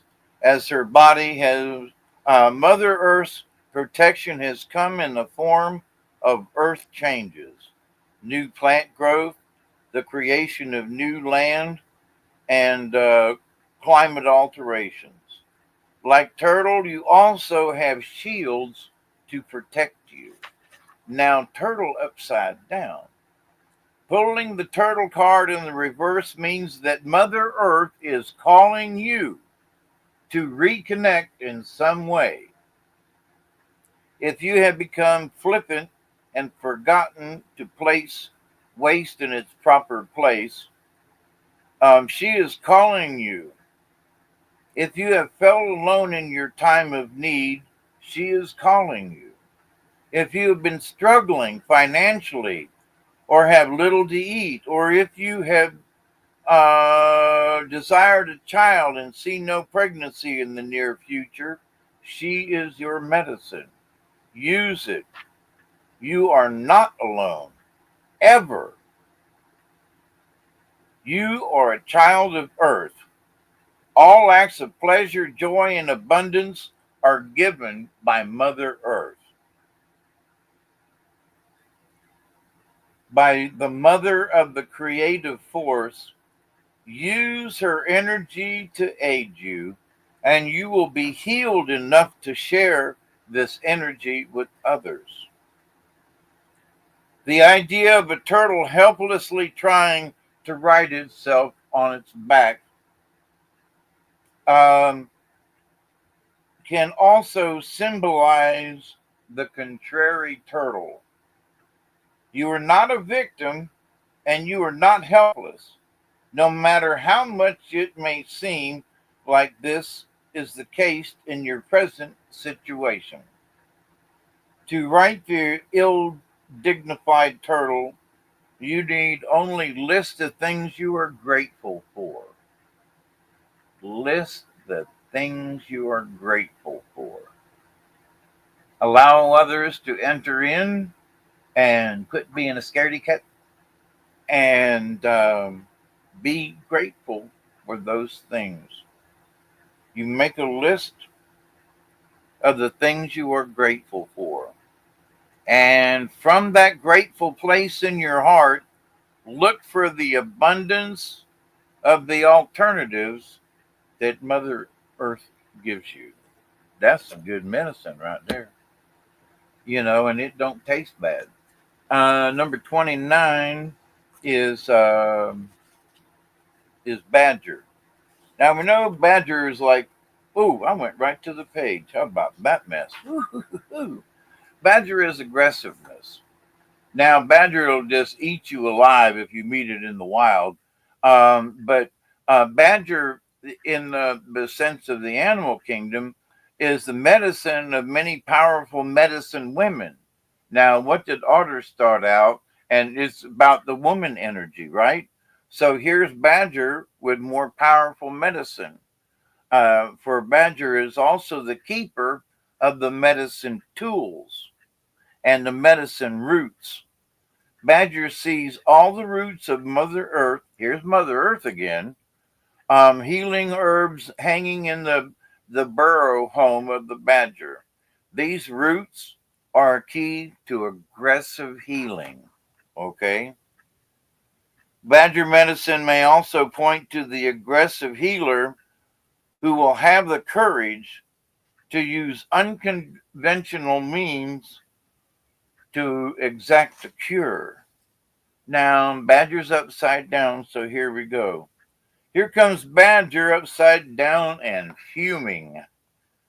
This could mean that you are being chewed out by someone else, or that you have expressed your anger in an unhealthy way. Now, I don't know about you, but there are some times where things have a tendency to just tick you off, that you just spout off. Could be. If this applies to you, remember that all anger stems from anger towards the self. All anger stems from anger towards the self. It is an anger of helplessness that is misdirected towards others. In the reverse, badger teaches you the pitfalls of shyness and insecurity as well, and also as well of misused or vicious aggression. Go to your feelings. Maybe you just need to let off some steam. If so, scream into a pillow and then punch it a few times. In another context, contrary badger could be calling you to use herbs and roots to heal your body or that of another. No more inactivity can prevail without creating pain of some kind. So, get to the root of the problem. How about that one? And number 12, we've had 8, 10, and 12, and then 29 and 30. Interesting card spread. So now I'm going back to the other end of the book, number 12.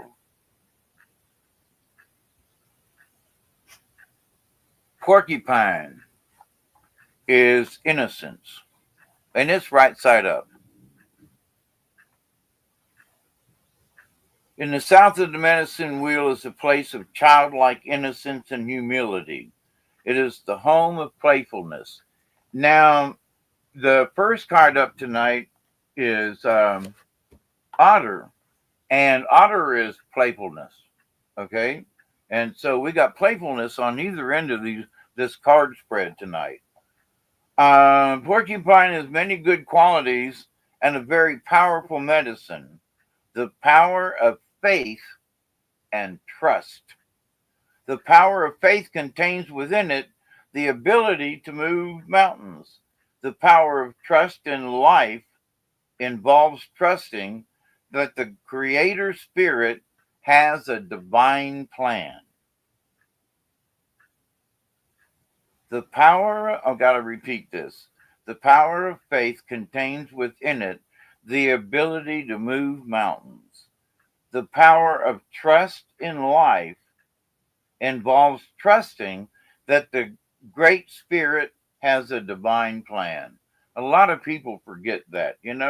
Come on, trust in the Spirit, trust in the Lord. And um, um, when Swan went to the other side to visit the Great Mystery, you know, um, she had to trust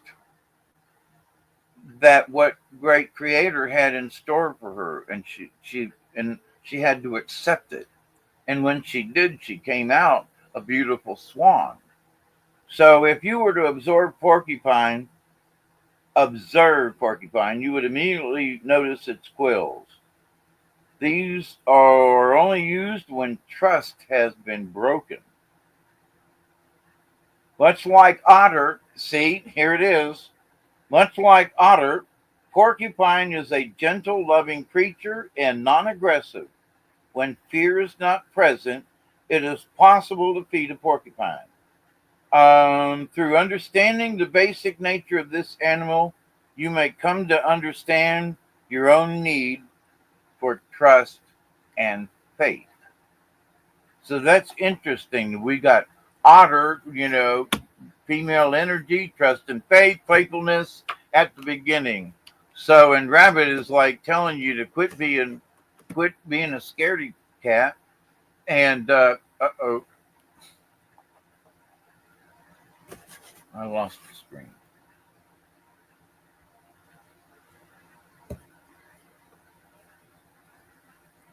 Okay, I'm back. Um, and badger's about, being aggressive with medicines, or maybe you need to be aggressive with cleaning your stuff out, and getting, get yourself righteous again. And porcupine, keep the playfulness in your life, but at the same time, you got to make space for others to come in. Those cards keep saying that. And quit being a badger. Quit being mean all the time or aggressive. Quit being too aggressive, maybe, if that fits you. Both. So I like them cards. I do too. I think it was a good night. And porcupine and otter, and they both talked about one another. I mean, I this always amazes me. Yep. So, but yeah. I'm also grateful. A friend of mine asked me the other day and said, if you could express how you feel in this world after everything, how would you express yourself in a couple of words? And I said, didn't wait long. I said, I'm grateful. I'm grateful to be here with y'all. I'm grateful to still be able to breathe. I'm grateful that I'm still here to, tell stories and yak with y'all. So, I'm grateful. And so there are so many things in this world that we can just pitch a bitch about. But even the card said you need to write down the things that you are grateful for. And I've been saying this for 2 days about being grateful because I was asked about it on Sunday. So, and even in the cards tonight, being grateful showed up. So anyway, that's why I had to bring that up. Okay, I'm done. Yep. There we go. Scotty Boy is grateful for all of you guys. There you go. Chloe's in the house. She says, love you, Hawkeye. There you go. And much love to you all. You got a show tonight? We'll see. I got my cell phone on charge. YouTube's been giving me a mess of fits. So. I see. Oh, yep. It has me too. Well, not YouTube, but the computer stuff, Then starts out but it kind of thins out later on. So as you notice, it was giving me a hard time there for a bit, and that kind of smoothed out. We're smooth sailing the rest of the show. So with that. But anyway, I'll be back on Saturday night with a live show with Trina. Trina will be on. So hope y'all can catch me then. And we'll be back next week for 167. There you go.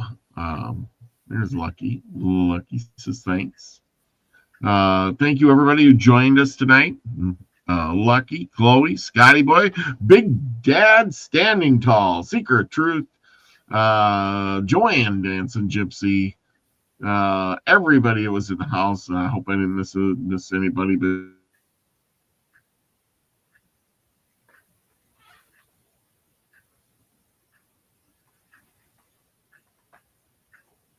Oh, did we lose Robert right there?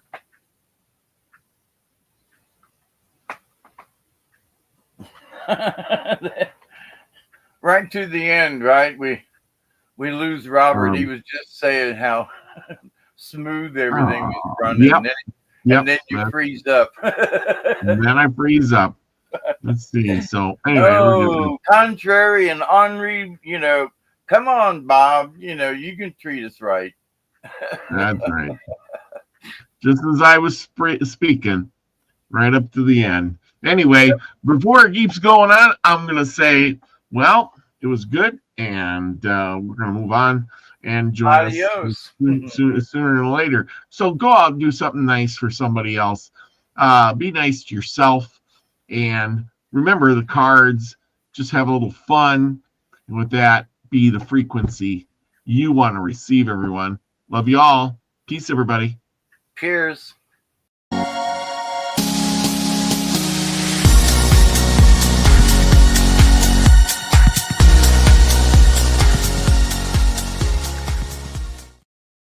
I put this card.